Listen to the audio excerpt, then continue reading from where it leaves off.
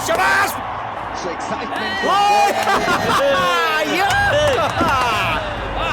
ए भाई चुप रहा ना।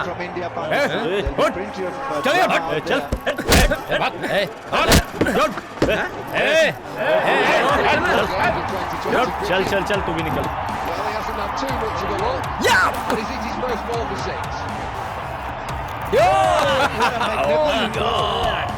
कैच कर ले लस में भाईजान 20 रन से सेंचुरी बाकी रह गई। भाईजान कोनो बात नहीं है, जीती तो अपन पाकिस्तान है ना। पाकिस्तान जिंदाबाद।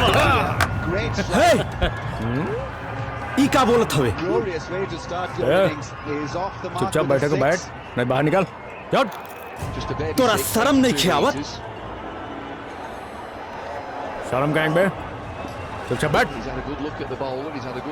तू भी चुपचाप बैठ। अगर पाकिस्तान के लिए खुशी जाहिर करे के बाद तब पाकिस्तान चल जाओ। हिंदुस्तान तो बाप के मारे।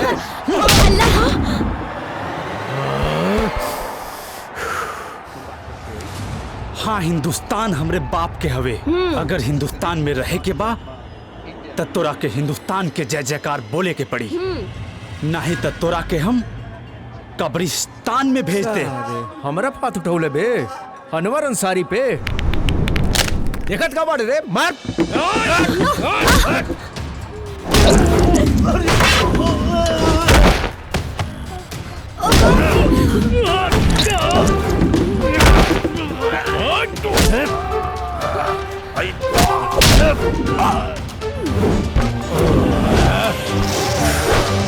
अब ते ऊपर जाके हिंदुस्तान जिंदाबाद बोली है और कान खोलकर सुन ले, हम तो यही जे पाकिस्तान जिंदाबाद बोलब। एक बार ना 1000 बार बोलब। वाह वाह, खाले हिंदुस्तान के आ जिंदाबाद पाकिस्तान के।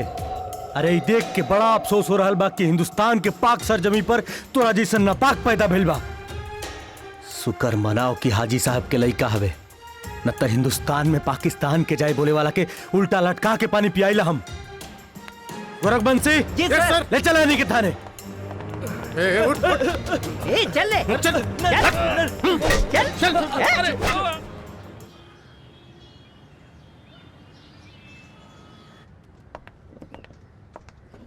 साहब रिपोर्ट लिख ली? रुका भाई, हाजी साहब से थोड़ा बात कर ले बेटा।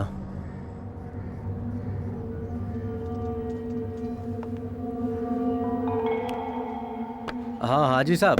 सलाम दरोगा जी, बोली का बात बा? हाजी साहब राउर बेटा बहुत बड़ गुनाह कैले बा। रउआ ए शहर के इज्जतदार नागरिक हैं, एही से अभी तक रिपोर्ट नहीं के लिखले। शुक्रिया जनाब, वो नालायक जरूर मारपीट कैले हुई। मारपीट के साथे साथे राउर बेटा अवैध हथियार भी रखेला हाजी साहब। का रउआ तनी वो नालायक के फोन दी।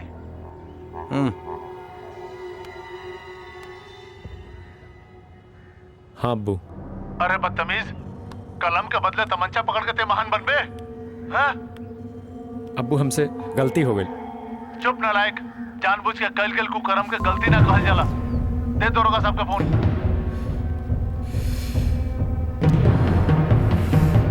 हाँ हाजी साहब। दरोगा जी, हम अपना बेटा के गुनाह के रुआ से माफी मांगता नहीं। अभी वो ना समझ बा, नादान बा। हाजी साहब ही गुनाह तक कुछ नहीं के। राउर बेटा देशद्रोह के भाषा भी बोलेला। अब रहुए बताइए एकरा संगे का कइल जाओ। दरोगा जी, देश के नागरिक होके के नाते हम तो ही चाहब के फांसी पर लटका दिहल जाओ, लेकिन एगो बाप होके के नाते हमार रउआ से गुजारिश बाकी एक सख्त वार्निंग दे के छोड़ दी। ये रास्ता से भटक गइल बाटे। ठीक बा हाजी साहब, हमें करा के छोड़ देता नहीं। शुक्रिया। तू जा सकेला, बाकी याद रहे आज के बाद ऐसन गलती फिर ना होके के चाहिए। चलो निकला।